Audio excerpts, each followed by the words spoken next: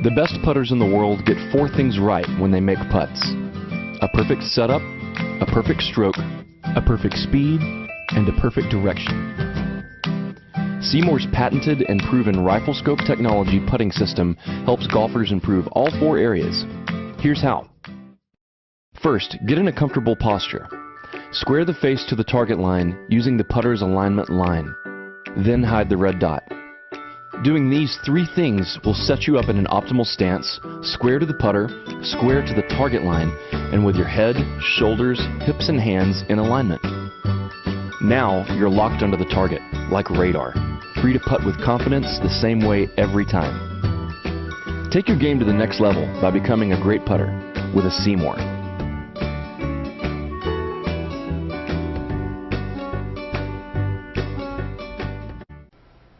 Okay, Taylor, so here's your golf swings today. What we kind of pinpointed or kind of focused on today was when you take the golf club back, you're here on the body track, the pressure mat. When you take that golf club back, it seems like you kind of roll to the outside of your foot here, which is a little just too much, I think, for you getting into your backswing. You make a good shoulder turn. So you kind of see yourself here with the pressure mat. There's address. Right, there's back. And it's 74-26, 74% on your back, 26 on your front. So 80-20 is not too bad. So what we did was we kind of put this little piece of carpet underneath your outstep of your left foot there, and okay, we had you get up into the top of the backswing there. All right, and you can definitely see you're less on the outstep of your foot, so that's good. And this is going to give you a good launching pad, right? A good area. You can dig that toe in, right? You can start to push off, right? Now it's not a matter of just swinging the upper body, it's a matter of digging in that right foot and applying that leverage. Okay, so top of your backswing.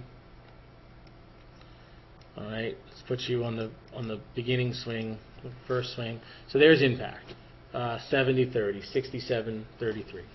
Not quite fully into your left side. So to change this, to work this now, is we stopped you from getting further back. Now you're more on the instep.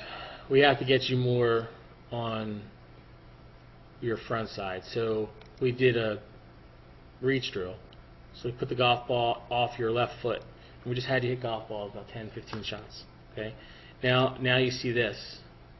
As you start to make the motion down, all right, there's about halfway where your hands are. You can see that your weight instantly starts to move. Your lower body starts to move first, where you're almost at 50-50 on the left. Now you're 70-30 on the right. And then when you get to the impact area, you can see how your right heel is more off the ground, right? You're more into your left side, all right? And then that's the impact, 80-81-19, 80-20, all right? So start the habit of swinging the golf club with your lower body.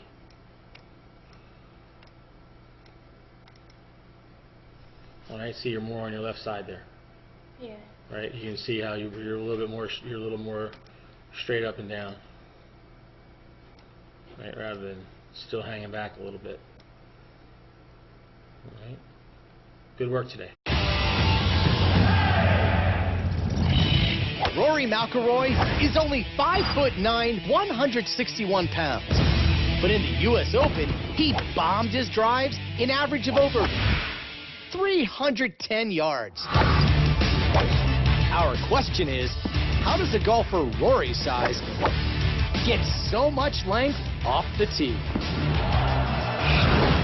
The key to generating distance is what's called the kinetic chain, drawing energy from the ground up through the legs, through the torso, into the arms, and into the club.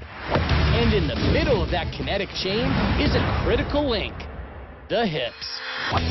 And it's Rory's extraordinary hip action that caught the eye of Dr. Greg Rose.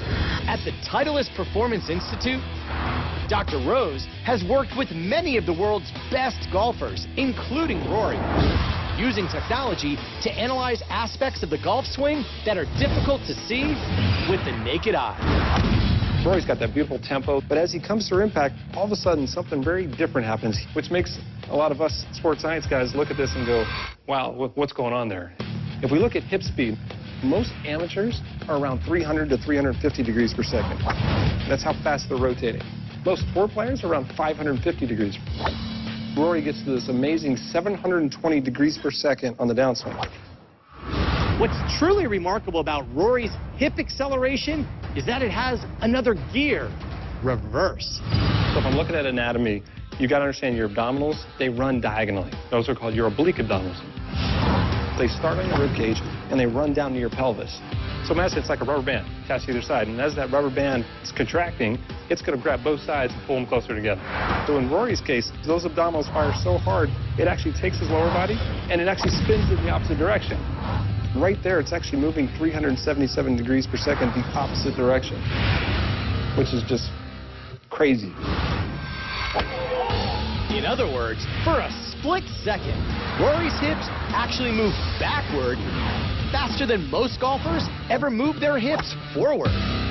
This reverse rotation is extremely rare. Out of the hundreds of pros he's analyzed, Dr. Rose has only seen it a handful of times. And while it isn't the key to Rory's length, it's an amazing indicator of the intense torque Rory uses to generate ball speeds of over 175 miles per hour, among the fastest in the world. Of course, Rory McIlroy didn't win the U.S. Open just by being long off the tee. His ball striking helped him set the Open record, hitting an amazing 62 out of 72 greens in regulation. For ESPN Sports Science, I'm John Brinkus.